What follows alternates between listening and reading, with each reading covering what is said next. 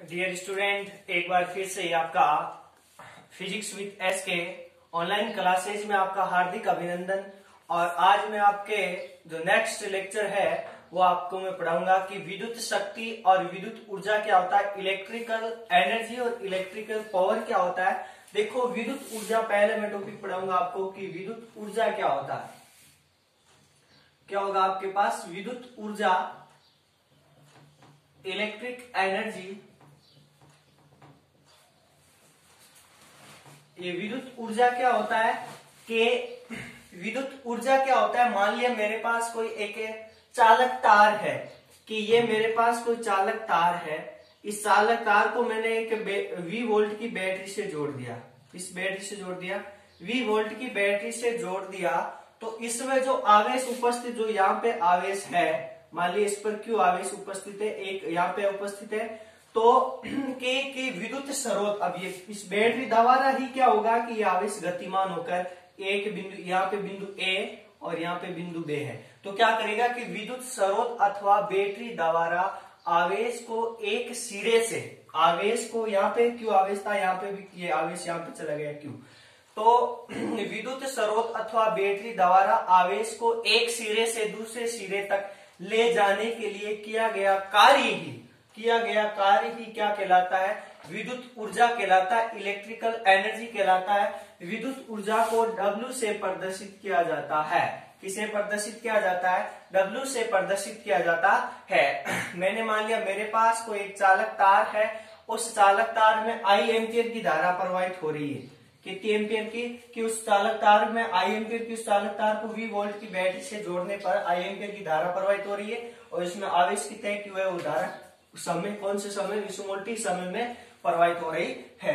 तो उस चालक तार को V वोल्ट की बैटरी से जोड़ने पर Q आवेश एक सिरे से दूसरे सिरे में मतलब दूसरे सिरे तक चले जाने में किया गया कार्य ही क्या कहलाता है। तो कार्य पर देखो, तो आपने पढ़ा होगा कि विभव बराबर क्या होता है, विभव बराबर क्या होता है, कार्य बटा आवेश होता है।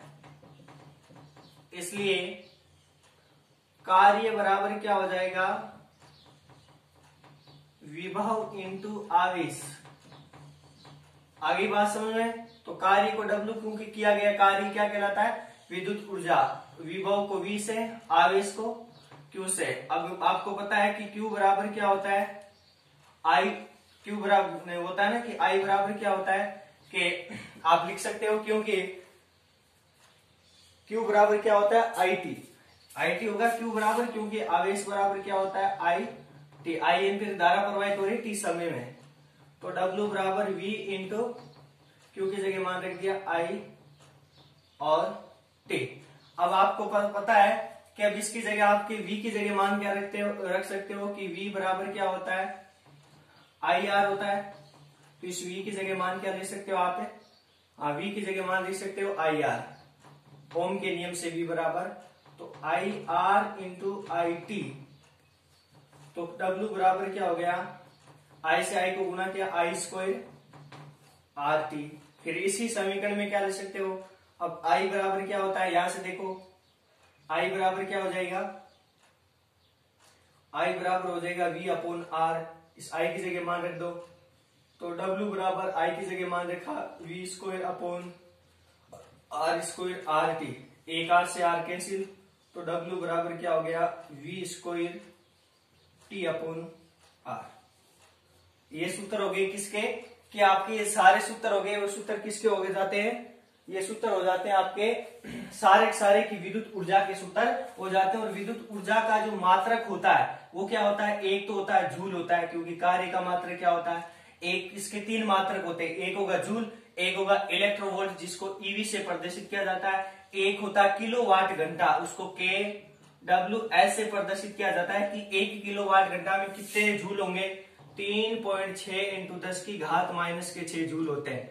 1 किलोवाट घंटा में कितने जूल होते हैं, 3.6 इंटू 10 की घात माइनस के 6 होते हैं। ये होती है आपकी विद्युत ऊर्जा होती है।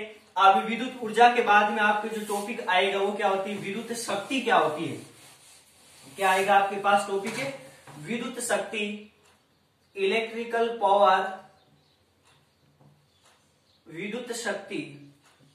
विद्युत शक्ति सेम ही है, क्या होती है कि विद्युत शक्ति की कि विद्युत स्रोत अथवा बैटरी द्वारा आवेश को एक सिरे से दूसरे सिरे तक ले जाने के लिए कार्य की दर को, वो तो कार्य को विद्युत ऊर्जा कहते हैं, ये होते कार्य की दर को ही क्या बोला जाता है, विद्युत शक्ति कहा जाता है। विद्युत शक्ति को P से यानी पावर P से प्रदर्शित किया जाता है। और मैंने मान लिया कि किसी भी विद्युत स्रोत द्वारा जो किया गया कार्य है वो कितना है, W है, और वो कितने समय में किया गया, स्मॉल t समय में किया गया। तो P बराबर क्या होता है, W/T।